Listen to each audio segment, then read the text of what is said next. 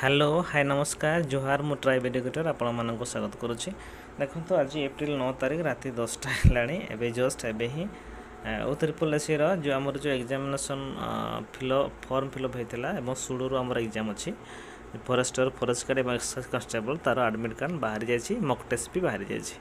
तो आपण मैंने ऑफिशियल वेबसाइट रे क्लिक करेंगे। क्लिक कलापर देखो आप पेज को आसबे। ये पेज को आसला पर देखो लेफ्ट साइड रे आपणकर लिंक्स होथिबो download admission letter for the post of forester forest guard and excise constable. आम समस्ते से क्लिक करवा बुझीपार ना ना।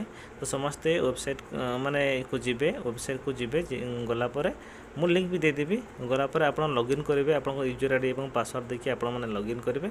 लॉगिन कलापर ये जो लेफ्ट साइड रे लिंक्स होथो माने होथो धबधब होथो तार से आप क्लिक कले आम से क्लिक कले से क्लिक कलापर देखो ये आपण मैंने रोल नंबर एवं डेट ऑफ बर्थ देखो रोल नंबर तो आमर तो नहीं आमर एप्लिकेशन नंबर ये आपण मैंने फिलअप करेंगे।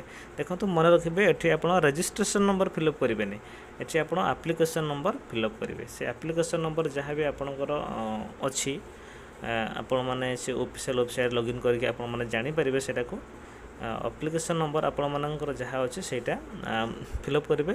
लगे ये मु निजर मु चेक करुच्ची निजर आम भी एमती जॉब वैकेंसी बाहर तो आम अप्लाई करूँ। तो ये मोर निजर आम एप्लिकेशन नंबर ये पुटिंग कले तापर एप्लिकेशन नंबर रोल नंबर जगह आप एप्लिकेशन नंबर पुट करेंगे। रजिस्ट्रेशन नंबर करेंगे एप्लिकेशन नंबर करेंगे। तापर आप डेट ऑफ बर्थ फिलअप करेंगे जहाँ सीधा आप मनकर जनकर 15/8 है 15/08 2006 है 2006 मारे सेमती लगे मारे। तापर कैप्चा आपंकर जहाँ कैप्चा शो कर से कैप्चा आप फिलिंग करेंगे। कैप्चा फिलिंग कलापर देख तले देखो लॉगिन बोली लिखाई थे आपंकर लॉगिन लिखाई लॉगिन रे क्लिक करेंगे। लॉगिन रे क्लिक कलापर आपणकर ये पेज को आपंकर एप्लिकेशन डिटेल को ये पड़े आसबे। देखो फोटो फोटो डिटेल तो राइट साइड 3टा गार अच्छे देखिपे एप्लिकेशन डिटेल सीधार 3टा गार क्लिक करेंगे। क्लिक करापर देखो एडमिट कार्ड आपंकर ये शो कर एडमिट कार्ड मारला आप एडमिट कार्ड तौक आसबे। तौक आसला ये देखो एडमिट कार्ड तले लिखाई थे तले डाउनलोड क्लिक कले आपंकर एडमिट कार्ड बाहर जीव।